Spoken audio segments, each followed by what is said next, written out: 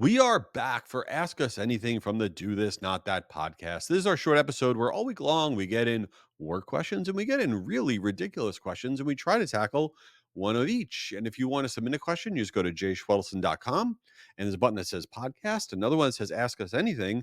Please send us questions because we love it. All right, we got a question in. Let's do the work one first. We got a question in from Rachel from Savannah, Georgia. I've been there. The tagline for Savannah is, I believe it's America's most haunted city, which is totally ridiculous. I don't even know how people watch these shows about ghosts. The whole thing is, come on, you probably have a rat in your attic and that's what you hear, and maybe you need to go to the eye doctor and you're seeing fuzzy things walking around. Get out of here with this haunted nonsense. Anyway, Savannah, what not Savannah, your name is Rachel. I'm so confused. What is your question, Rachel? Jay, we are starting a new newsletter. Should we make it double opt in? As this year gets rolling, everybody's doing new stuff, new newsletters, new whatever. So it's a great question. Should you make your newsletter or any list that people are signing up for from your site, business or consumer, should you make it double opt in? Well, first off, let me give you the answer and then I'm going to tell you what it is. The answer is 100% no. You should not make your list, your email list, double opt in. I don't think ever. And I'll give you the exact reasons why and the data behind it. But first off, what does double opt in even mean? You all know what double opt in is.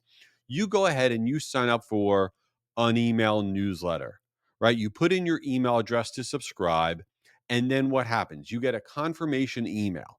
And in that confirmation email, it says, hey, click on this link or this button because we want to confirm. And if you don't click on the link or button, then you don't get subscribed to that list. You don't get added to that list if you don't click on that confirmation button. It's considered double opt in because you're not just saying, hey, I want to get on your list.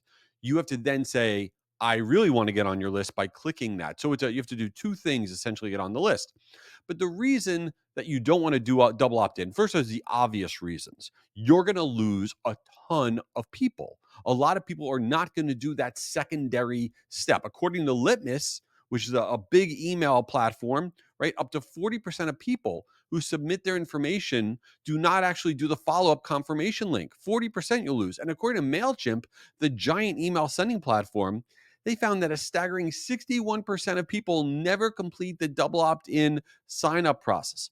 Do you want to lose 61% of people signing up for a list? Come on, that's ridiculous. Now, what other reasons don't you want to double opt-in? Number one, the confirmation email itself can get caught up in a spam filter. So you're not even giving the person the opportunity to confirm that they want to opt in. That's ridiculous. They can't even get on the list, even if they want to do it the right way. So that's a fail. Okay, what if people are signing up for your list for a time sensitive offer? They want to take advantage of an offer right now, but first they need to confirm to get on your list. This is ridiculous. And it's a confusing user experience. In marketing, we're very close to it. We understand that lists can have a double opt in mechanism, but the problem is we're too close to it. And the overwhelming majority of people, believe it or not, do not expect the user experience to be that they sign up for something and then they have to confirm it, right? So that's why you're losing up to 61% of the people. And also, if you have an audience that's global, a lot of regions around the world, they don't do this at all. For example, in Latin America and Asia, they don't do this at all. So they're not, the numbers are going to be even worse. And the last thing you want to do is confuse people. You want it to be a good experience out of the gate. And some of the biggest and best lists and marketers on the planet. I'll give you a great example. Social Media Examiner. And by the way, you should get on their list. I love it in terms of a great marketing list. You go to socialmediaexaminer.com. They don't do this. They don't do a double opt in. And they try to do every best practice humanly possible. So when you look at some of the leaders in the different categories and they're not doing it, there's a reason why. You can't afford to lose 61% of your audience. All right. Before we get into the ridiculous portion of this podcast, I got to let you know that this podcast is presented by Marigold. Marigold is awesome. They're the exclusive sponsor of this thing. They're my email sending platform. Okay. That's who I press the button with. Whether you're a business marketer, consumer marketer, I send out billions of emails every single year. They have a new guide. It is a guide about loyalty marketing. You want to download this thing. If you don't have loyalty marketing set up in your regular cadence and what you're doing, it's not that hard. It's not this big expensive thing. You don't need to have a special app. If you go to jschwedelson.com Marigold, you can download the free guide to getting started with loyalty marketing from Marigold. And I'm telling you, it's worth it. And if you're looking for a new email sending platform, you want to use what I'm using because I love this platform. I've been using it for years. You go to meetmarigold.com. It is the best email sending platform on earth. That's meetmarigold.com. All right, let's get into the ridiculous question. We got a question from Jesse from Baltimore, Maryland. Jay, I have 3 this or that questions for you. Oh no, here we go. These are always going sideways. Let's see what we got. Okay, for New Year's Eve, would you rather participate in a New Year's Eve bar crawl or be at a game night at a home? First of all, I like games in general. I like playing games. Why not? And bar crawls, I have to tell you, I did a bar crawl a few years back because I do a guys trip every year with my buddies from college. And I had not been on one since college. And I got to tell you, I am not cut out for this because what happens is that my friends are a bunch of idiots that we go away with every year. The first bar, you're fine. You have a drink, a beer, whatever. But then, like by the third or fourth bar, forget it. Everybody is toast. And my friends are acting like the biggest idiots alive. I'm like, I got to get out of here. These guys are out of their minds.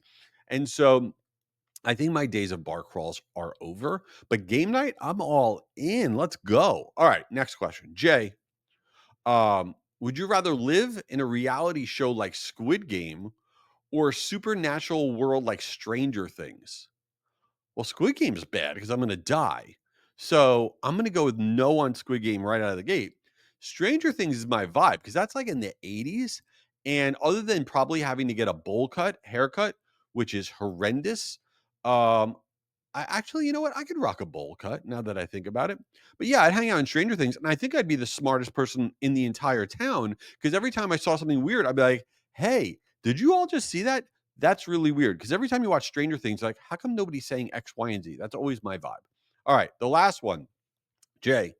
Would you rather star in a reality show about your life or be the subject or of a viral documentary?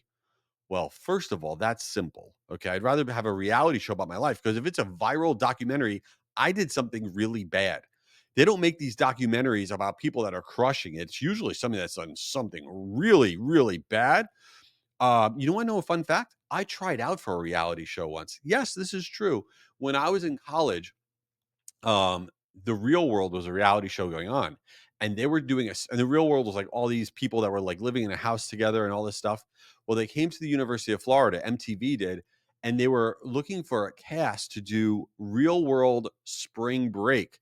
And so they had a casting call, and I went. You got to go with a group of friends. So I went with my group of friends, and we met with the producers. This is true. We sat down, and they were like, "What would you guys do if you were in the Caribbean on spring break?" And we started rattling off what would go on if we were picked.